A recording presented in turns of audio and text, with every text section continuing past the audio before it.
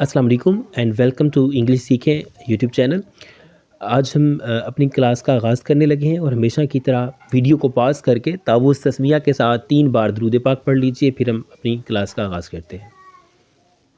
तो आज हम पढ़ने लगे हैं पहला पीरियड, उसका पहला टेंस प्रेजेंट इंडेफिनिट टेंस, जिसे उर्दू में फ़ेल हाल मुतलक कहा जाता है।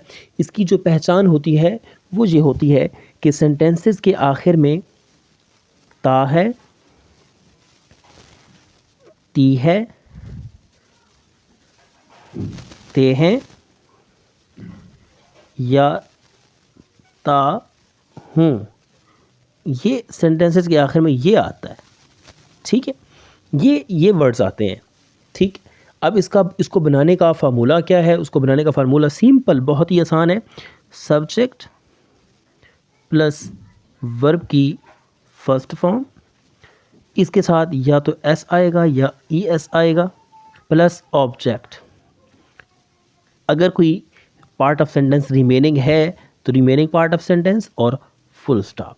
अगर नहीं है, सेंटेंस ऑब्जेक्ट पे कंप्लीट हो रहा है, तो सिंपल यहाँ पे फुल स्टॉप। राइट, अब यहाँ पे देखें एस कहाँ आएगा, ई एस कहाँ आएगा। थोड़ा सा मैं इसको एक्सप्लेन करता हूँ। देखें, हमारे पास कुछ प्रोनाउंस हैं जो सब्जेक्ट के तौर पे इस्तेमाल होते हैं।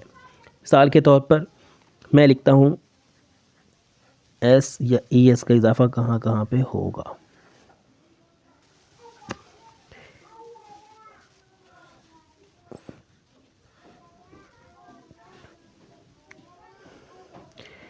ही, शी, इट या सिंगुलर नाउन, जिनको हम सिंगल नेम भी कहते हैं, इनके साथ एस या एस का इजाफा होगा। और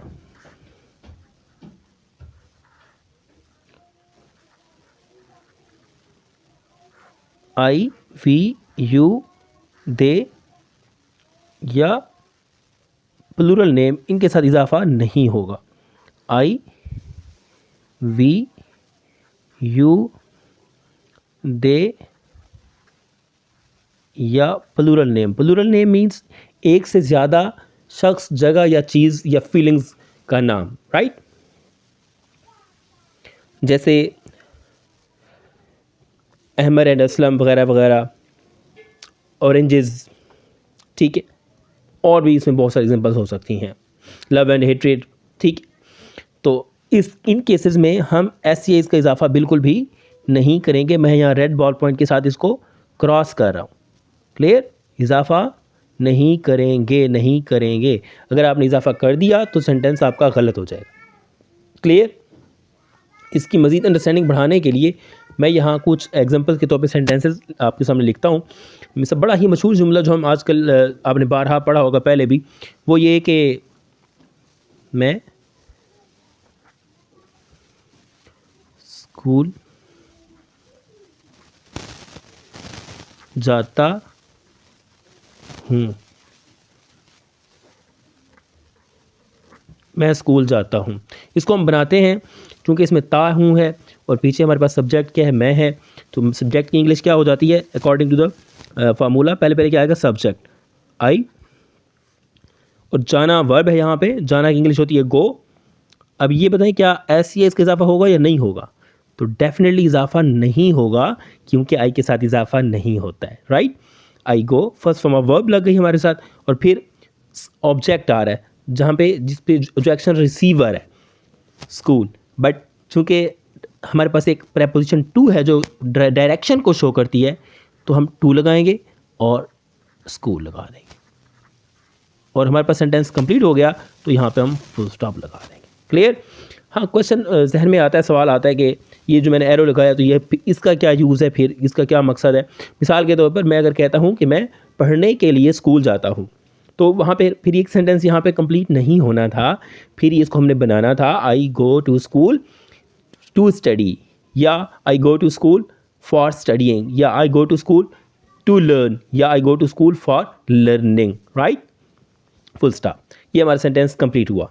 इसी तरह मैं एक एग्जांपल देता हूँ जिसमें हम इजाफा करते हैं। जैसे मैं कहता हूँ वो खाना बाकायदगी से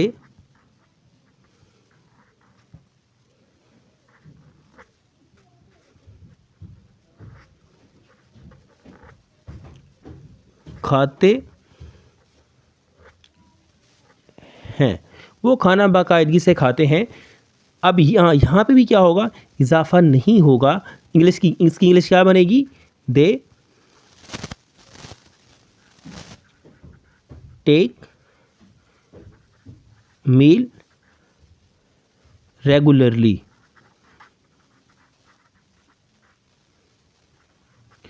अच्छा, अगर मैं इसको कर दूं, वो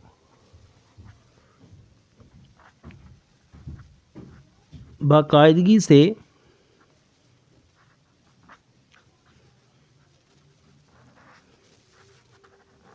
खाना खाता है। यहाँ देखें, इस सेंटेंस में क्या हो जाएगा, एस सी एस का इजाफा हो जाएगा। जैसे मैंने पहले बोला भी कि मैं वो सेंटेंस लिखने लगा हूँ जहाँ पे एस सी एस का इजाफा हम करेंगे, तो क्या हो जाएगा, ही टेक्स मील रेगुलरली। अब चूंकि इस सेंटेंस में बाकायदगी का लफ्ज़ पहले आ रहा है, तो हो सकता है आप ये सोच रहे हो कि जनाब ये रेगुलरली का लफ्ज़ पहले आना चाहिए, तो बिल्कुल दूसरा भी ठीक है। आप ही रेगुलरली टेक्स मील, वो भी बिल्कुल एग्जैक्टली ठीक है, इसमें कोई बहुत बड़ा इशू नहीं है।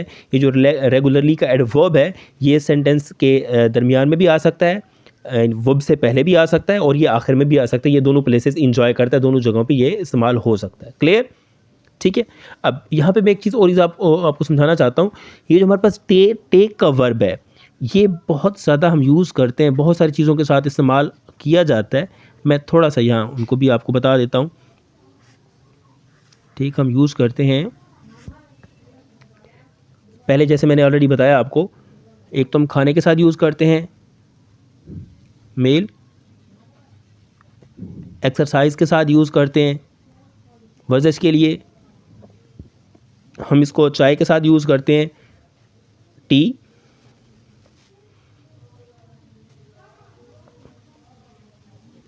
चाय के लिए, हम इसको आराम करने के लिए यूज़ करते हैं रेस्ट, टेक रेस्ट, आराम करना। इसी तरह से हम इसको यूज़ करते हैं मेडिसिन के साथ, टेक मेडिसिन, दवा खाना। इसी तरह से डिफरेंट तरह की कोल्ड ड्रिंक्स के साथ यूज़ कर सकते हैं, जैसे मैंने कहा कॉफ़ी की एग्जांपल ले सकते हैं आप, ठीक है। तो इस तरह से इसको हम इसको यूज़ कर सकते हैं। तो आपने देखा होगा बेसिक क्लासेस में हमने पढ़ा था खाना खाना, ईट फूड वगैरह वगैरह। तो अब थोड़ा सा जो सीनियर लेवल पे, जब आप प्रोफेशनल लेवल पे आ जाते हैं, तो वहाँ पे फिर खाना खाना की इंग्लिश लाइक ईट फूड नहीं हो जाती है, टेक मील कर देते हैं उसको। आप थोड़ा सा प्रोफेशनल वे में आ जाते हैं, थोड़ा सा लेवल अप हो जाता है। ये खाना खाना, वो ही ईट्स फूड वगैरह वगैरह, थोड़ा सा नॉन प्रोफेशनल लगता है, थोड़ा सा बेसिक लेवल की इंग्लिश आपको जो है वो लगती है। तो ये मैंने आपको इस हवाले से एक्सप्लेन करना था। तो आई होप सो कि आपको ये प्रेजेंट इंडेफिनिट ये समझ आ चुका होगा। ये उसके सिंपल सेंटेंसेस हैं। ये पहला सेंटेंस है उसका, जिसे हम पॉजिटिव सेंटेंसेस भी कहते हैं, ठीक है, और सिंपल सेंटेंसेस भी कहते हैं। तो ये प्रेजेंट इंडेफिनिट का हमने पॉजिटिव या सिंपल सेंटेंसेस पढ़े हैं आज। इंशाल्लाह नेक्स्ट क्लासेस में हम इसको देखेंगे। इसके हम negative sentences, interrogative, double interrogative और सारे टेंसेस 1 by 1 हम स्टडी करते रहेंगे। Thank you so much.